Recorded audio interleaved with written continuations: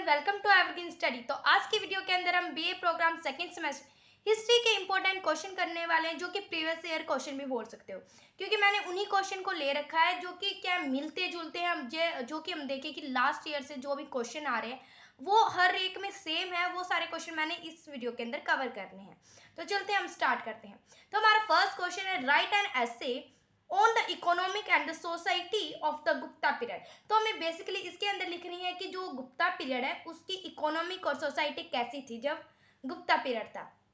तो सबसे पहले आपको इकोनॉमी के अंदर लिखना पड़ेगा कि जो इकोनॉमी थी वहां पर क्या टैक्स वगैरह कम लिया जाता था, जिससे कि क्या इतना वो नहीं हो पाता था, सभी लोग अच्छी तरीके से रहते थे। उसके साथ आप लिखोगे गोल्डन एज बोला जाता है गुप्ता पीरियड को, कि लार्ज नंबर में उन्होंने सोने के सिक्के जारी करवाए थे। जो टैक्स होता था बहुत तरह का होता था। आप सारी ये सारे वीडियोस है मैंने बना रखी है, सारे 1 to 8 चैप्टर्स की आपकी, तो आप वहां से देख सकते हो। मैं लिंक है डिस्क्रिप्शन में लगा दूंगी। और साथ में आप सोसाइटी के अंदर लिखोगे कि क्या जो अब जो शूद्रा से जो वर्ण सिस्टम में लोगों को डिवाइड कर रखा था, तो फोर्थ जो वर्ण होता था उसको शूद्रा बोला जाता था, जो सबसे लोअर कास्ट होता था। तो उसको इस टाइम पीरियड में गुप्ता पीरियड में क्या था, रीड करने को आ गया था। मतलब कृष्ण जो एपिक होती थी, भगवत गीता होती थी, वो रीड कर सकते थे। उसके साथ ही जो वीमेन के साथ बहुत ज्यादा बुरा होता था, उन्हें सती प्रथा देखनी पड़ती थी, मतलब अर्ली एज में शादी होनी पड़ती थी। तो सोसाइटी में कुछ ऐसा था। और साथ में आप लिखोगे कि पोलीगैमी मेथड भी था, कि एक पति की बहुत सारी पत्नियां भी होती थी। तो ये सारे मेथड आप लिखोगे इसके अंदर, ठीक है। तो ये मैंने वीडियो बना रखे, तो आप वहां से जाके कलेक्ट कर सकते हो। यदि मैं क्वेश्चन आपको बोल रही हूँ और साथ के साथ आपको थोड़ा बहुत बता रही हूँ, तो आपने सारे चैप्टर याद करे होंगे, तो आपको साथ के साथ ये पॉइंट आपको मैच करते जाने कि मैंने ये तो पॉइंट है याद करे हैं या नहीं करे। तो हमारा सेकंड क्वेश्चन है, assess the expansion of the Harsha's kingdom on his administrative. तो हमने हर्षिया के जो किंगडम है वो किस प्रकार से उन्हें फैलाया, तो उसके बारे में रीड करना है। तो सबसे पहले आप लिखोगे कि जो चालुक्य के रिकॉर्ड में हर्षिया को माना जाता है लॉर्ड ऑफ एंटायर नॉर्थ की, पूरे लॉर्ड ऑफ एंटायर नॉर्थ बोला गया है कि पूरे साम्राज्य पर राज करने वाला नॉर्थ के। उसके साथ ही आपको लिखना है कि उन्होंने राजस्थान से लेकर असम तक अपना किंगडम फैलाया था। उसके साथ ही आप लिखोगे कि हर्षा के टाइम पीरियड में रिलेशन अच्छे थे चाइना के साथ, जिससे कि हम देख सकते हैं कि उन्होंने चाइना तक वैसे अपनी एडमिनिस्ट्रेटिव को फैला रखा था। उनके जो मिनिस्टर वगैरह होते थे, एडमिनिस्ट्रेटिव भी लिखना है तो उनके मिनिस्टर की वहां तक पहुंच होती थी। तो ये सारी बातें आपको लिखनी है। तो नेक्स्ट क्वेश्चन है, discuss the political and economic changes during the post Gupta period. तो ये चैप्टर आपका सबसे इंपॉर्टेंट है कि पोस्ट गुप्ता पीरियड लगभग शायद आपका ये थर्ड चैप्टर होगा। तो पोस्ट गुप्ता पीरियड में आपको बतानी है कि जो गुप्ता पीरियड के बाद की पॉलिटिक और इकोनॉमिक चेंजेस हमें क्या देखने को मिलते हैं। तो वैसे तो हमें इतने चेंजेस नहीं देखने को मिलते, लेकिन आपको लिखना है कि सोसाइटी में जो वीमेन होती थी उनकी सिचुएशन बहुत ज्यादा डाउन हो जाती है। नो स्वयंवर, कोई भी स्वयंवर नहीं होता था। पहले वो जो लड़कियां को मौका मिलता था कि वो अपना पति खुद चूज कर ले, लेकिन ऐसा नहीं होता था। विडो रीमैरिज, जो विडो पहले शादी कर सकती थी अपने पति मरने के बाद, लेकिन अब बिल्कुल बंद कर दिया गया था। और डावरी सिस्टम कॉमन बन गया था, सती प्रथा होने लगी थी, चाइल्ड मैरिज कॉमन हो गया था, वन सिस्टम में लोगों को बांट दिया गया था। मतलब same as is post Gupta period और गुप्ता पीरियड में। उसके साथ आप इकोनॉमिक में लिखोगे कि पोस्ट गुप्ता पीरियड के बाद डिक्लाइन हो गया था, बिल्कुल ट्रेड ही डिक्लाइन हो चुका था वहां का। लेस नंबर ऑफ कॉइन की ये माना जाता है। गुप्ता पीरियड का एंड होने का कारण ये था कि वहां की इकोनॉमी का वो लो हो गई थी। तो पोस्ट गुप्ता पीरियड में आप ये भी लिख सकते हो ना कि वहां की इकोनॉमिक लो हो गई थी गुप्ता पीरियड के बाद। तो हमें ये देखने को मिला। आपको लिखना है कि किस प्रकार से जो हैंडीक्राफ्ट, जो हाथों से सामान बनता था, वो बिल्कुल लो हो गया था। तो ये पोस्ट गुप्ता पीरियड की इकोनॉमिक और पॉलिटिक लिखोगे आपकी क्या है। और इसके साथ ही पॉलिटिकल में आप ये भी लिख सकते हो कि अलग अलग डायनेस्टी उभरने लगी थी, जैसे चोल हो गया था, चालुक्यस हो गया था, पल्लव्स हो गया था। ये सारी डायनेस्टी के बारे में आप कुछ थोड़ा थोड़ा लिख सकते हो। Discuss the three party struggle for the politic supremacy in the north India. Three parties सबसे पहले आपको पता होना चाहिए। थ्री पार्टीज कौन थे? थ्री पार्टीज उन्हें बोला जाता है राष्ट्रकूटस को, प्रतिहारस को और पल्लव्स को। तो उनका स्ट्रगल एक ही बात का था, जो तीनों की बाउंड्री टच करती थी। और कन्नौज एक ऐसा पार्ट था जहां पर क्या है, फर्टिलैंड लैंड थी कन्नौज। तो सभी को ये था कि मैं मेरे अंदर आना चाहिए कन्नौज। इस प्रकार से झगड़े चलते रहते थे। तो आप ये वीडियो पूरा, ये आपका चैप्टर बहुत ज्यादा इंपॉर्टेंट है, ये भी आपको बिल्कुल कवर करना है। Discuss the impact of the urban invention of Sindh. तो अरब जब इंडिया के अंदर आए, जो सिंध उन्होंने लूटा, तो किस प्रकार से हमें क्या इफेक्ट देखने पड़े। तो सबसे पहले आपको लिखना है कि अरब में कौन आया था, मोहम्मद बिन कासिम आए थे, जो ब्रिज को पार करके आए थे, मतलब बोट का ब्रिज उन्होंने बनवाया था और उसको पार करके आए थे। उन्होंने सिंध को जीत लिया, फिर उन्होंने मुल्तान को भी जीत लिया, एक जगह का नाम है।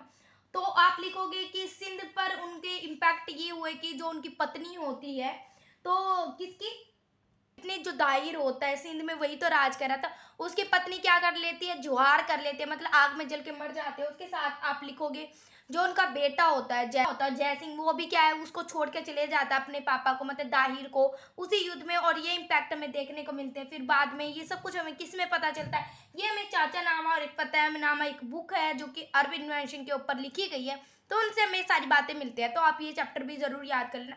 तो ये तीनों चैप्टर बहुत इंपॉर्टेंट है। अभी तक मैं जितने क्वेश्चन करवा रही हूँ, ये क्वेश्चन लगभग आपको याद ही करके जाने हैं। Next question, right an essay on the Chola state and administrative. तो आपको इस क्वेश्चन के अंदर लिखना है जो चोला का स्टेट और एडमिनिस्ट्रेटिव कैसा था। तो सबसे पहले आपको लिख रहा है कि जो चोला स्टेट था वो बहुत ज्यादा उनकी स्ट्रॉन्ग नेवी थी, जिसकी वजह से उन्होंने बहुत ज्यादा एक्सपैंड करा था। जो राजेंद्र वन का जो चोला डायनेस्टी होती है, उसका एक इंपॉर्टेंट रूलर होता है राजेंद्र वन। तो उनके टाइम पीरियड में क्या होता था, उनके टाइम पीरियड में उन्होंने श्रीलंका तक अपना एडमिनिस्ट्रेटिव फैला रखा था। उसके साथ ही एडमिनिस्ट्रेटिव में आप ये भी लिखोगे कि 4 टाइप में प्रोविंशन है वो डिवाइड कर रखे थे। जैसे हमारी इंडिया में होता है ना, हम पहले करते हैं, हमारी इंडिया पूरी होती है, फिर हम सेंटर में डिवाइड करते हैं, स्टेट में, और फिर कंकन में। तो उसी तरीके से वहां पर 4 पार्ट में डिवाइड था, जैसे कि मंडलस, वल्लनाडु, कुकरम और नाडु। तो इस प्रकार से जो एडमिनिस्ट्रेटिव डिवाइड था, ये मैंने वीडियो बना रखे हैं, मैं आपको थोड़ा थोड़ा ब्रीफ बता रही हूँ, जिससे कि आपको, आपने याद किए होंगे चैप्टर, तो आपको इजीली सारे पॉइंट है याद हो जाने चाहिए कि हाँ ये भी हमने रीड करा है। उसके साथ ही नहीं किए तो आप मेरी वीडियो जाके देख सकते हो, तो मैंने सारे पॉइंट आपको अच्छी तरीके से रीड करवा के, तो वो मेरी सारी 8 चैप्टर के 8 वीडियो होंगी लगभग, तो आप सारी वो देख लेना। तो मैं आपकी गारंटी ले रही हूँ कि आपके कंप्लीट मार्क्स, आप बिल्कुल ध्यान से रीड करोगे तो आपको 75 मार्क्स बिल्कुल कहीं नहीं जा सकते, ठीक है। 75 का ही पेपर आता है लगभग। राइट ऐसे on the religion under the Gupta period. Religion किस तरीके से था, जैसे कि आपको, हमें ऐसे नहीं पता चल रहा कि उसका रिलीजन कैसे था, हमें ये पता चला जैसे कि उन्होंने आर्किटेक्चर बनवाए, अपने टेम्पल बनवाए, स्तूप बनवाए, बुद्धा स्कल्पचर बनाए, इलावरा केव्स में हमें पेंटिंग मिलते हैं, उनसे हमें रिलीजन के बारे में पता चलता है कि उन्होंने बुद्ध के स्टैच्यू बनवाए हैं, बुद्ध के स्कल्पचर बनाए, तो वो बौद्ध धर्म को मानते थे। जो उस समय में क्या था, जो टेम्पल बनवाए जाते थे वो शिव धर्म के लिए, और वैष्णविज्म जो विष्णु धर्म बहुत ज्यादा फैला हुआ था। तो इसके पीरियड में क्या है, ये हमें रिलीजन के अंदर लिखना है।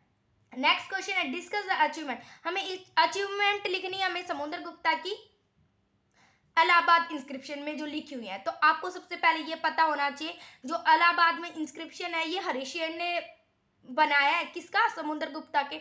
जो हरिशेन थे उनके कोर्ट में पोइट थे, उन्होंने उसके अचीवमेंट लिख रखे हैं, जैसे कि उनके बारे में लिखा है कि उन्होंने 9 किंग थे गंगा घाटी, उनको हराया है, किसने, समुद्रगुप्ता ने। उनकी ब्रेवली लिखी है, मतलब कि उनकी ताकतवर की उन्होंने क्या क्या काम करे। उसके साथ आप लिखोगे 12 किंग जो साउथर्न पार्ट के थे उनको हराया था समुद्रगुप्ता ने, 18 फोरेस्ट के जो ट्राइब थे उनको हराया था। ये सब कुछ हम उस किसने लिखे, ये हरिशेन लिखे थे जो उनके कोर्ट पोइट होते। तो आप सारे अचीवमेंट, तो मैं समुद्रगुप्ता के बारे में आपको जो भी पता है सारा इसमें लिखना, क्योंकि हमें इंस्क्रिप्शन, वही इंस्क्रिप्शन से हमें समुद्रगुप्ता के बारे में पता चलता है। हमें पल्लव्स के टाइम पीरियड की एडमिनिस्ट्रेटिव और कल्चर लाइन बतानी है। तो सबसे पहले आपको पल्लव्स के बारे में पता होना चाहिए। जो पल्लव्स, जो हमें पता चलता है जो कल्चर किस समय किस कैसा था उस समय में, तो आपको पता होना चाहिए रॉक कट टेम्पल है वो बहुत ज्यादा कल्चर फैल गया था, सब लोग टेम्पल बनवा रहे थे। उसके साथ ही आप लिखोगे स्ट्रॉन्ग आर्मी थी, जिस प्रकार से उन्होंने अपना एडमिनिस्ट्रेटिव फैलाया। बादामी जो चालुक्य की जो कैपिटल थी उसको अपने अंडर कर लिया, किसने, पल्लव्स ने। तो आप लिखोगे ये एक उन राजा होते हैं महेंद्र वर्मा, उन्होंने अपनी बुक लिखी है, उसके अंदर में ये सारी चीजें बातें पता चलती है, तो ये सारी आपको इसके अंदर लिख देनी है।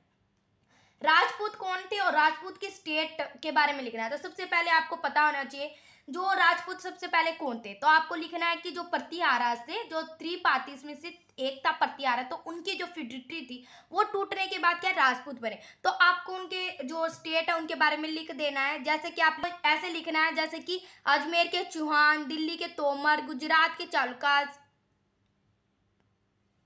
और त्रिपुरा के कालाचूरीज। तो ये सारी चीजें आपको इसके अंदर लिख देनी है। नेक्स्ट क्वेश्चन है, do you think that Gupta period was golden age. तो आपको बेसिकली इसके अंदर लिखना है कि जो गोल्डन एज माना जाता है, गुप्ता पीरियड को क्यों माना जाता है। तो सबसे पहले आपको लिखना है कि आपके अनुसार बताना, आपको लग भी सकता है या नहीं भी लग सकता। तो आपको ये आंसर करेक्ट तो नहीं देना है कि मुझे लगता है, आपको ये बताना है कि कुछ जो हिस्टोरियंस हैं उन्हें लगता है कि क्या गुप्ता पीरियड गोल्डन एज है, और कोई मिथ मानता है कि एक वैसी बात है, रहस्य है। जैसे कि आप गोल्डन एज में कैसे लिखोगे कि मुझे रियलिटी लगती है कि गोल्डन एज होगा, दो पार्ट लिखोगे, एक गोल्डन एज लगता है और एक मिथ लगता है। तो गोल्डन एज में ऐसे लिखोगे, मुझे रियलिटी इसलिए लगती है क्योंकि वहां पर ट्रेड है, वो अपने देश के अंदर ही सामान, मतलब अपने जो स्टेट होता था उसके अंदर ही अपना सामान ट्रेड नहीं करते थे, वो अपने अंडर ही बनाते थे। और क्या है, वो एक जो गोल्डन एज इसलिए बोला जाता है, वहाँ की जो इकोनॉमी, उन्होंने सोने के सिक्के सबसे ज्यादा जारी करवाए। उसके साथ ही आप ये भी लिखोगे कि लोगों पर टैक्स कम होता था, इसलिए लोग क्या अपने आप को उभार लेते थे। तो इसलिए मुझे गोल्डन एज लगता है। और मिथ क्या होता है कि मुझे ऐसा लगता है नहीं होता होगा, जैसे कि मुझे ऐसा लगता है कि नहीं होता। जैसे कि वो आप लिखोगे कि जो विमेन की सिचुएशन थी बहुत ज़्यादा खराब थी, इसलिए मैं नहीं मान सकता या मान सकती कि वहाँ पर अच्छी एज होगी, गोल्डन एज बोली जाती होगी, या फिर सुधरा साथी अनटचेबिलिटी यूज होने लगा था, ये भी नहीं मान सकती। ट्रेड ही नहीं हो रहा तो उनकी इकोनॉमी इतनी ज्यादा कैसे हो सकती है। तो ये आप मिथ और रियलिटी में ऐसे लिख दोगे। नेक्स्ट क्वेश्चन क्या है, how do know about past, हम पास्ट के बारे में क्या जानते हैं ड्यूरिंग द 300 1200 के बीच में। आपको लिखना है कि किस प्रकार से, जैसे कि आप लिखोगे समुद्रगुप्त की हमने अभी अभी इलाहाबाद इंस्क्रिप्शन से हमें पता चलता है। उसके साथ ही बहुत सारी बुक्स वगैरह रिलेटेड, जैसे मौर्य की इंडिका, जो मौर्य टाइम पीरियड की जो मैगस्थनीज ने लिखी इंडिका, अर्थशास्त्र से ऐसे ऐसे लिखोगे। सारी मैंने वीडियो बना रखे, तो आप वहां से जाके कलेक्ट कर सकते हो। तो मैं सारे जो क्वेश्चन है वो डिस्क्रिप्शन में मैं लिंक लगा दूंगी, सारे क्वेश्चन मैंने करवा रखे हैं। यदि आपको ये वीडियो अच्छी लगी हो तो लाइक कर देना, share and subscribe my channel.